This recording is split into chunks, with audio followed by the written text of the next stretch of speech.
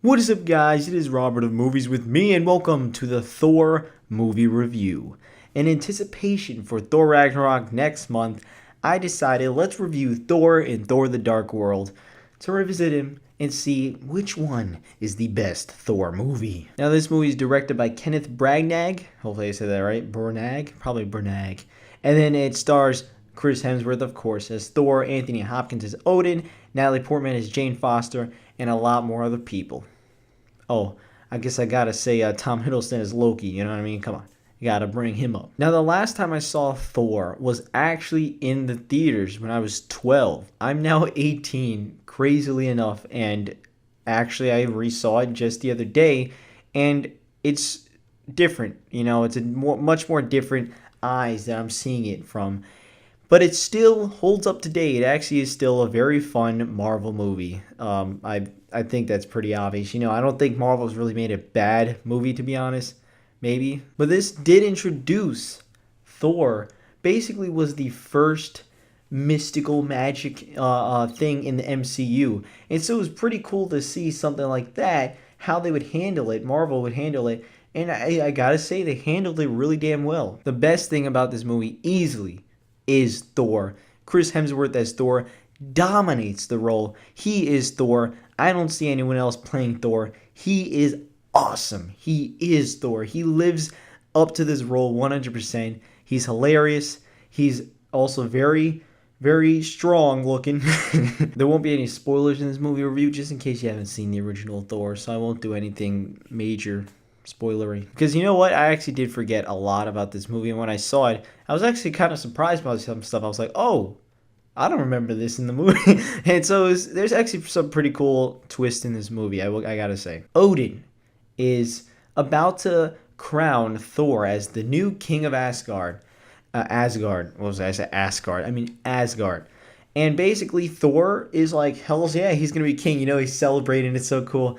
There are these bad guys that actually got into Asgard, and Thor wants to fucking find out how they got inside. And once they go inside of this one realm, I don't know what it's called. I'm not good with these long ass weird magical names. I'm not gonna lie. But basically, there Odin actually banishes Thor onto Earth because he disobeyed him and said, you can't go there, don't you do him, you're going to start a war. And he basically starts a war between these like ice goblins, I think they're called, ice elves or something like that. There's something. And the actual Asgards and the Asgardians. I don't know. These magical names, man. But now Thor's on Earth and he meets up with Natalie Portman. And Natalie Portman actually takes him into their home, essentially. But then stuff happens and we now have a Thor movie. One thing that still actually pretty much impressed me was that it still lives up in terms of like the look. This movie does still look really damn good. Nothing really looks outdated. There are a few CGI things where I'm like, oof, that looks pretty dated for some reason. But it did. But most of it still looks pretty damn good. A lot of it has to do with the actual enemies. Actually, a lot of them use makeup. They don't actually have CG. They're not CG. There are still some, but a lot of them actually use makeup, which is nice to see. So that's going to live up forever because it's makeup. Now, this movie is very funny. To see Thor on Earth for the first time ever is so good. I love those kind of moments. He's smashing teas and stuff, his teacups, and people are like, why the fuck did you just smash that? And he's like, I loved it. I want another one. It's so funny. And that moment that's gold. It's, you know, the fish out of water type of thing. He's never really been on Earth. He doesn't understand this kind of way of living. And so Natalie Portman and these other two people have to tell him how things work on Earth. And it's pretty damn cool to see the relationship between Chris Hemsworth and Natalie Portman. Loki in this movie. It introduced us to Loki, which Loki is such an awesome character. I think we all know that. We all love him from these other movies. And in this movie, he's no different. He's just awesome. And he does get better in the other movies, I will say that. But in this, for the first time seeing him, he's just such a cool guy. Tom Hiddleston, you took that role like a champ. I think Natalie Portman actually gets some things to work with, and that's pretty cool. I do like how Thor and Jane, they actually work well together, and their relationship builds to a believable romantic relationship. You don't just see it and be like, 2 days later they're in love. Like, it works and it builds and it works out. I can understand why, other than just, oh, she's an attractive woman and he's fucking jacked, instead of just that. They actually work as a couple. The villain, without spoiling it, is actually really damn interesting. I like it a lot. It's a way better it's a way better villain than some other Marvel villains. That's why I do really like that. It's a very good movie. It's such an enjoyable one because the action really works. I do think there are pacing issues when it starts to get to the later half of the movie. While some things, like, I feel like Asgard is fine. There's some parts in Asgard where are fine to see and hear about, especially regarding Loki. While there are some side characters that I don't particularly care about.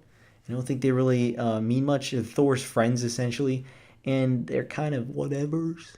The action is well done, especially when you start to see Thor having to be like a human, and you actually see his ass get kicked against like other humans. That's cool. I like to see that.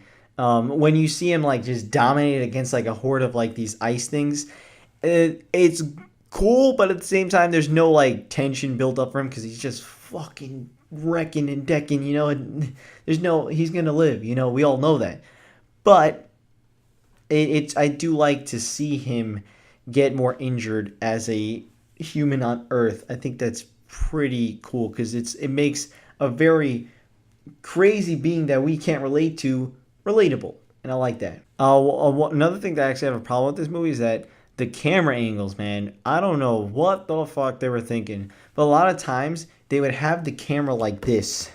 Imagine if I was walking up all the time. It'd be different camera angles, always tilted for some reason, and I don't get it. I want it to be like this, straight, but there's so many. Let's say it'll be on the side again. Like, it happens all the time. I don't know why they thought that was a good idea, but they do that. They do a lot of those camera angles where it's to the side, and it's like all this diagonal stuff, and it's like, that's way too often. Way too often. But overall, I'm going to give Thor an 8 out of 10. This movie is great. I really do love the first Thor. I don't remember 100% Thor Dark World, so it'll be interesting to see that one again. I'm probably going to review that in like another 2 weeks or something like that. But this movie was a lot of fun, and I wonder, like I said, I don't remember if the second one lives up to what I think it is. But the only problems with this movie really is like some of the pacing. I think it drags a bit, and I think some of the side people I don't really care about as much. And but when I like to see Thor as Thor, and you get to see some Loki, it's pretty cool, and I like that a lot. And the villains are okay, to where the main villain is pretty damn cool. So yeah, guys, have you seen Thor? Did you like it? Did you not like it? Let me know down in the comments below, and I will see you guys next time. Bye bye.